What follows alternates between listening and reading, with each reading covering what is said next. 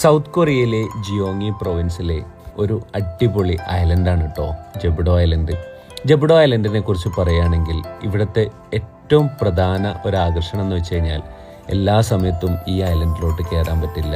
വേലിയേറ്റം തന്നെയാണ് ഇവിടുത്തെ പ്രധാന ഒരു കാരണം. അങ്ങനെ വേലിയേറ്റം അല്ലാത്ത ഒരു സമയം നോക്കി നമ്മളും ഇതിനകത്തേക്ക് കയറിക്കൂടിട്ടോ. എന്തോ ഒരു വൈബുള്ള ഒരു അടിപൊളി ഐലൻഡാണ് ജെബുഡോ ഐലൻഡ്. അങ്ങനെ നമ്മളും അതിൻ്റെ കാഴ്ചകളൊക്കെ ആസ്വദിച്ച് ആ റോക്ക് കണ്ടോ, അതിനടുത്തേക്ക് നമുക്ക് പോകാം. അതിനടുത്ത് പോയി നമുക്ക് ഫോട്ടോസ് എടുക്കാം, അതിന് തലോടാം, അതിനോട് കിന്നാരം പറയാം. പക്ഷേ വേലിയേറ്റം ഇല്ലെങ്കിൽ മാത്രം. ഇവിടെ ഇപ്പോൾ വേലിയേറ്റത്തിൻ്റെ സ്റ്റാർട്ടിംഗ് ആണ്. അതുകൊണ്ടാണ് ആദ്യത്തെ റോക്കിലേക്ക് മാത്രം ഇപ്പോൾ നടന്നു പോകാൻ പറ്റും. കുറച്ച് കഴിഞ്ഞാൽ അതും കൂടി ഇല്ലാതാവും.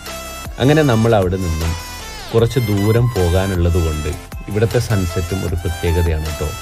കുറച്ച് ദൂരം പോകാനുള്ളത് കൊണ്ട് നമ്മളും നേരത്തെ ഇവിടെ നിന്ന് ഇറങ്ങാമെന്നുള്ള പ്ലാനിലായി. അങ്ങനെ നമ്മളും തിരിച്ചു പോയി. പക്ഷേ പ്രതീക്ഷിക്കുന്നതും ഒന്നുമല്ലല്ലോ നമ്മുടെ ജീവിതത്തിൽ ഏറെക്കുറെ നടക്കുന്നത്. നമുക്കും കിട്ടി ആ അത്ഭുത പ്രതിഭാസം. വേലിയേറ്റം കാരണം റോഡ് വീണ്ടും അപ്രത്യക്ഷമായിക്കൊണ്ടിരിക്കുകയാണ്. ഇനി ഇത് പ്രത്യക്ഷമാവണമെങ്കിൽ രാത്രി 8:30 മണിയാവും. നമ്മളും പെട്ടു ഗൈസ്. അങ്ങനെ ഒരു കോഫി കുടിയും ഒരു ചായ കുടിയിലുമാണല്ലോ പല ഐഡിയാസും വരിക. അങ്ങനെ നമ്മളും വാങ്ങി 2 കോഫീസ്.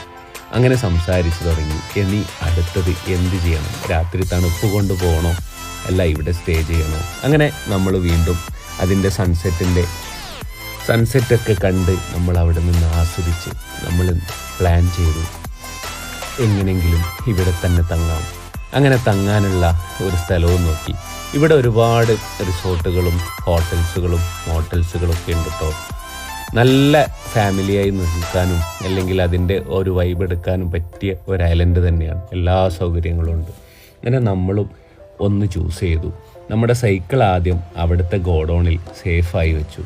അങ്ങനെ നമ്മൾ റൂമിലോട്ട് പോയി ഫ്രഷായി. നല്ല വിശപ്പും, നന്നായി ചവിട്ടിയതല്ലേ.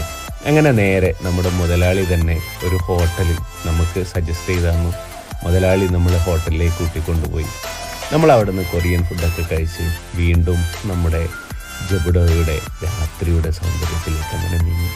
ഒരുപാട് നടന്നു. അങ്ങനെ അവസാനം നമുക്കും കിട്ടി 2 കൊറിയൻ പിള്ളേരെ. അങ്ങനെ അവരോടൊത്ത് കുറച്ച് നേരം ആ വെടിപൊട്ടിച്ചും അതിൻ്റെ തമാശകൾ പറഞ്ഞും നമ്മളും അങ്ങനെ ജെബുഡോയുടെ രാത്രിയുടെ യാമങ്ങളിലേക്ക് നീങ്ങി. ഇനി പുലർക്കാല കാഴ്ചകളിലേക്ക് നമുക്ക് വീണ്ടും കാണുന്നത് വരെ ബൈ.